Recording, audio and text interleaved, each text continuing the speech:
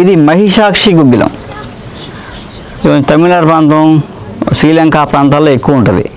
మహిషాక్షి అంటే అర్థం తెలుసా? మహి అంటే మహిషాక్షి. మహిషాక్షి అంటే మహి అంటే గేదె, సాక్షి అంటే కన్ను. గేదె కన్నులా ఉంటుంది, అందుకని మహిషాక్షి గుగ్గిలం అంటారు. ఇది ఎందుకు వాడతారు ఆయుర్వేదంలో? మహాయోగరాజ గుగ్గులు, లక్ష్యాది గుగ్గులు ఉన్నాయి కదా. గుగ్గులు అనే పేరు ఏదైతే వస్తుందో ఇది ఉంటుంది అన్నమాట. ఇది సహజంగా నొప్పులు తగ్గించే, వాతాన్ని తగ్గించేది. మళ్ళీ పెయిన్ కిల్లర్ కాదండి, పెయిన్ కిల్లర్ కాదు. పెయిన్ ఎందుకు వస్తుందో ఆ వాతాన్ని తగ్గించే గుణం ఉంటుంది అన్నమాట. ఇది మహిషాక్షి. దీన్ని శుద్ధి చేయాలి, ఇలా వాడకూడదు, వేడి చేస్తుంది, చాలా దారుణమైన వేడి చేస్తుంది. అందుకు దీన్ని శుద్ధి చేయడానికి చాలా ప్రాసెస్ ఉంటుంది అన్నమాట. అడ్డసరం, మంజిష్ట, త్రిఫల, అజామోదం ఇవన్నీ వేసి 1 కేజీ ఇది ఉందనుకోండి, అవన్నీ కేజీ తెచ్చి ఒక 20 లీటర్లు నీళ్ళు పోసి వాటిని పేస్ట్ చేసి నీళ్ళు కలిపి పెట్టి పైన వాసన కట్టి ఆయికూడంలాగా ఈ గుగ్గులు అంతా పేరుతారు. పైన పేర్చి మంట పెడితే ఆ నీళ్ళన్నీ మరిగి ఆవిరి వెళ్తూ ఉంటుంది. ఆవిరి 3 వంతులు ఆవిరి అయిపోవాలన్నమాట 20 లీటర్ల నీళ్ళుని. అయిపోయేటప్పటికి ఇది ఏమవుతుందంటే ఈ కలర్ ఉంది కదా, గ్రీన్ కలర్లో మారిపోద్ది. మారిపోతే శుద్ధి అయిపోయినట్టు. అప్పుడు వేడి చేయదు. దీన్ని ముక్కలు చేసి ఎండబెట్టి పొడి చేసి ఆ గుగ్గులు అనే ట్యాబ్లెట్స్లో ఫార్ములా అనమాట కలుపుతారు. అవి బాగా చేస్తే బాగా నొప్పులు తగ్గుతాయి అన్నమాట. వాతానికి సంబంధించి వాటిలో గుగ్గులు, మహారాజ గుగ్గులు, లక్ష గుగ్గులు, అలా నుంచి గుగ్గులు అన్నింటిలో త్రిఫలా గుగ్గులు అన్నింటిలో ఇది వాడతారన్నమాట. ఇది తుమ్మ జిగురు, తుమ్మ చెట్టు జిగురు. ఇది డైమండ్లా ఉన్నాయి, ఒరిజినల్ తుమ్మ జిగురు అన్నమాట. ఇది తుమ్మ జిగురు. దీన్ని శుద్ధి చేయక్కర్లేదు, ఈ తుమ్మ జిగురు శుద్ధి చేయక్కర్లేదు. ఇది మామూలుగా అయితే ఆవు నెయ్యిలో వేపి త్రిఫల చూర్ణం 100 గ్రాములు, ఇది ఒక 10 గ్రాములు. దీన్ని కొంచెం ఆవు నెయ్యిలో వేపేసి నీళ్ళు వేస్తే నానిపోద్ది.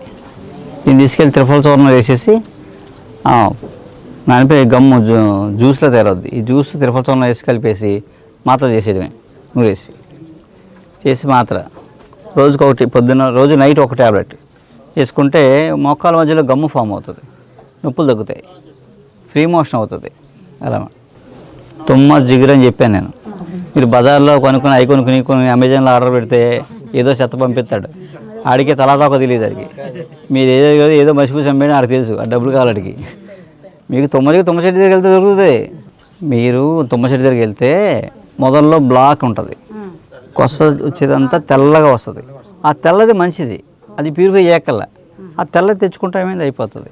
ఇలా ఎవరన్నా మంచిగా అమ్మేవాళ్ళు ఉన్నారనుకోండి, మన షాపులో ఇలా ఈ కలర్లో ఉందనుకోండి కొంటే, నల్లగా ఉంటే కొనకండి. అదే లాజిక్, అంతే మించి ఏం లేదు. మీ షాప్కి వెళ్ళి చూసి కొనుక్కోండి. బాబు చూపించి ముందు నాకు అని చెప్పేసి అది చూసి అది ఎలా ఉంటే కొనుక్కోండి, అయితే వద్దని చెప్పి మొహమాట ఏం లేదు. అప్పుడు వాళ్ళు కూడా ఇలా మంచిది తెచ్చి అమ్మడం మొదలెడతారు. మనం సిన్సియర్గా అడుగుతున్నాం అనుకోండి, వాళ్ళు సిన్సియర్గా మంచిది తెచ్చా పోనీ రూపాయికి తీసుకొని నష్టమే తీసుకోనండి, ఏముంది అంతే కదా. మంచిది తెచ్చుకున్నాడు, వాళ్ళకి కష్టం ఉంటుంది, వాళ్ళకి వ్యాపారం డబ్బులు రావాలి. సో మనకి మంచిది కావాలి, అంతే. మన కాన్సెప్ట్ మంచిది కావాలి. ఏమి 1000 లక్షలు కోట్లు ఏమి అయిపోవు కదా ఐసీయూకి వెళ్ళి డబ్బులు కట్టి కన్నా. మాకు ఒక ఐరన్ షాప్కి వెళ్ళి ఒక మంచి మూలికి నువ్వు 100 రూపాయలు అంటే 200 ఇస్తాను లేదా 500 ఇస్తాను అన్న వాళ్ళు నష్టమేం లేదు. అలా ఇస్తా అంటే వాళ్ళే పాపం మంచిది ఇచ్చేస్తారు.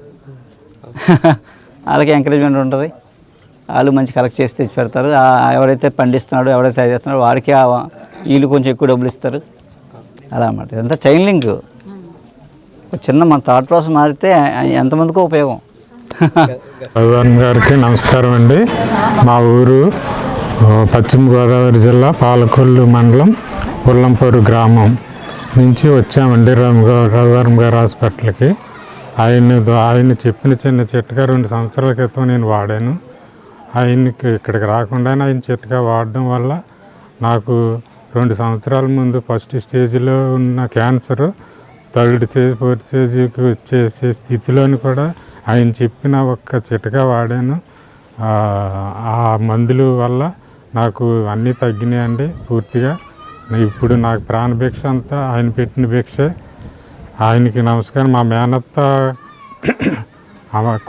మేనత్త గారు అమ్మాయి కూడా చాలా 10 రోజుల్లో చచ్చిపోద్ది అన్నారు, కానీ ఆమెని ఇక్కడికి పంపించాం. రవివర్మ గారి ఆశ్రమం దగ్గరికి పంపించాం, గాదిరాడ పంపించాం. పంపించడం వల్ల క్యాన్సర్ నీకు తగ్గిపోద్దమ్మా పూర్తిగా అని చేపెట్టుకొని చెప్పారు ఆయన. హాస్పిటల్కి వెళ్తే అది పూర్తి స్టేజ్ ముదిరిపోయినా సరే ఇప్పుడు 3 నెలలు అయిందండి. ఆవిడ శుభ్రంగా ఆవిడ పని ఆవిడ చేసుకుంటుంది, చక్కగా తిరుగుతుంది, ఆవిడ పని ఆవిడ చేసుకుంటూ తిరుగుతుంది.